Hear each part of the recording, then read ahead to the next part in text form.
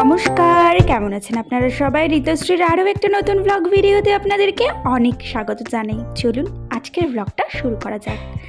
সকালবেলায় আজ সকালে আমার গাছের ফুলগুলো দেখিয়ে কিন্তু ব্লগটা শুরু করলাম।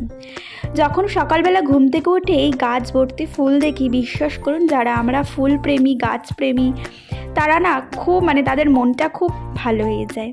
ঠিক তেমন আমিও ব্যতিক্রম নই, আমারও আজকে এই গাছের ফুলগুলো দেখে খুব ভালো হয়। মনে হয় যে রোজ যদি এমন ঝাঁকে ঝাঁকে ফুল ফুটতো কি ভালোই না হতো।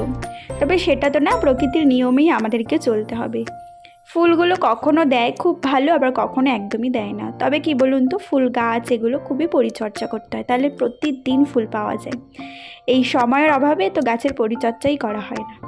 চলো, সকালবেলা ঘুম থেকে উঠে ফ্রেশ হয়ে নিয়ে কিন্তু এখানে চলে এসেছি রান্নাঘরে। আমাদের গৃহিণীদের রান্নাঘরটাই যেন সব কিছু, দিনের শুরু থেকে শেষের বেশিরভাগ সময়টা তো আমরা এই রান্নাঘরেই কাটাই।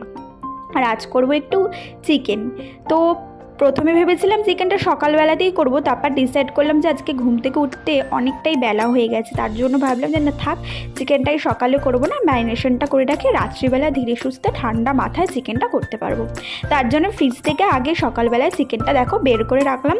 এখন চিকেনটা বরফ জল থেকে ঠান্ডা হয়ে একদম ছেড়ে যাক। তো আর মাঝখানে কিন্তু আমি ঘর দরগুলো খুব ভালো করে ঝাড় দিয়ে দেখো মুছে নিচ্ছি। হাজব্যান্ডের মতন খেয়ে চলে গেছে। আর এদিকে আমি আর মা সকালবেলা একটু ম্যাগি করে খেয়ে নিয়েছি।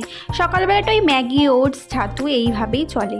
তো দেখো এখানে তো ঘর দুয়ারটা খুব ভালো করে এখানে মুছে নিয়েছি। এরপরে কিন্তু ছেলেকে স্নান করিয়ে নেওয়ার পালা। এখানে ছেলেকে স্নান করিয়ে নেওয়াও হয়ে গেছে। এবার ছেলে স্নান করিয়ে খাইয়ে এই টাইমটুকু আমার অনেকটা সময় চলে যায়, জানো তো।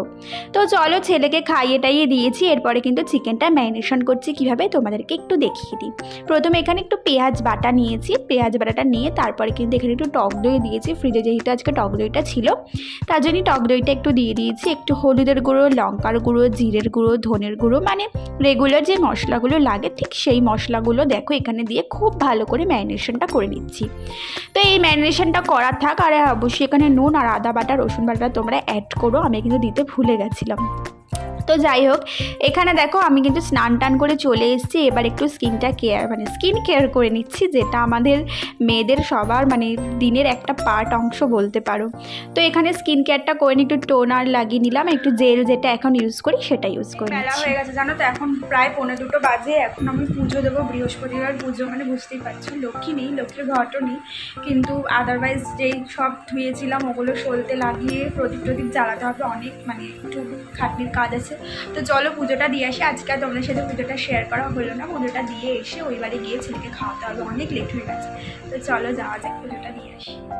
তোমাদেরকে বললাম বটে যে পুজোটা দেখানো হবে না, কিন্তু তারপর ভাবলাম না থাক, পুজোটা যেভাবে সাজাচ্ছি সেটা না দেখে একটুখানি পুজো করাটা তোমাদের সাথে শেয়ার করা যায়।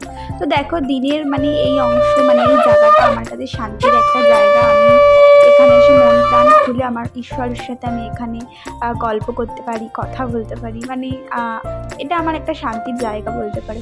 তো দেখো এখানে খুব সুন্দর করে আমার সিংহাসনটাকে সাজিয়ে কিন্তু আমি এখানে পুজো দিয়ে নিয়েছি। ওই বাড়ি থেকে ছেলেকে খাইয়ে কিন্তু এখানে চলে এসেছি। একটু মা পাঠিয়েছিল আলু পোস্ত আর গাঁটি কচু আলুর তরকারি, তো তা দিয়ে আজকে কিন্তু লাঞ্চটা হয়ে গেছে। আর ওদিকে আমার শাশুড়ি মা করেছিল একটু ভাজা আর উচ্ছে আলু সেদ্ধ। সন্ধেবেলা দেখো ছেলের জন্য রাত্রে চিড়া খাওয়াবো, তার জন্য আমন্ড বাদাম ভেজানো, কাজু বাদাম ভেজানো আর জুটটা আমি জলের মধ্যে ভিজিয়ে রাখলাম। তো এখন আমি চিকেনটা করে নেবো। তো তার জন্য দেখো চিকেনটাকে আজকে কিন্তু একটু অন্যভাবে করছি, একটু ফ্রাই করে নিয়েছি সবার প্রথমে। এটা অপশনাল, না করলেও চলে, বাট আমার একটু মনে হলো, তো আমি এখানে দেখো চিকেনটাকে ফ্রাই করে নিয়েছি। তোমরাও এভাবে একবার চিকেনটা করে দেখতে পারো, অসাধারণ খেতে হয়। ওই যে বলেছি না, হাজব্যান্ড যখন খেয়ে যখন তোমাকে তোমার রান্নার প্রশংসা করবে, তখন কিন্তু সব প্রশংসা সেখানে অতুলনীয় হয়ে যায়। তো হাজব্যান্ড আর আমার বাবা এই দুটো মানুষ আমার কাছে খুবই স্পেশাল, মা তো আছেই। এই দুটো মানুষ যখন খেয়ে আমার রান্নার প্রশংসা করে আমার কাছে, আর আমার খুব ভালো লাগে আর কি বলতে পারো। তো হাজব্যান্ড তো খেয়ে বললো খুবই দারুণ হয়েছে আজকে চিকেনটা। আর বাবাকেও পাঠিয়েছিলাম, বাবাও ফোন করে বললো মনা দারুণ হয়েছে, অনেকদিন পরে খাওয়ালি, বেশ ভালো। তো চলো এখানে চিকেনটা দেখো নর্মালভাবে কষিয়ে নিয়েছি, একদম রেগুলারে যে মশলাগুলো দিই, একটু আদা বাটা, রসুন বাটা দিয়ে নুন দিয়ে কিন্তু এখানে খুব ভালো করে মশলাটা কষিয়ে দেওয়ার পরে ভাজা চিকেনগুলো এর মধ্যে অ্যাড করে নিলাম। তো এখানে দেখো খুব ভালো করে নাড়াচাড়া করে নিচ্ছি। আর এখানে একটা সিক্রেট মশলা দিয়েছি, যদি তোমরা সেটা জানতে চাও তার জন্য কিন্তু কমেন্ট করতে হবে। ওই মশলাটাতেই অ্যাকচুয়ালি একটা ম্যাজিক আছে।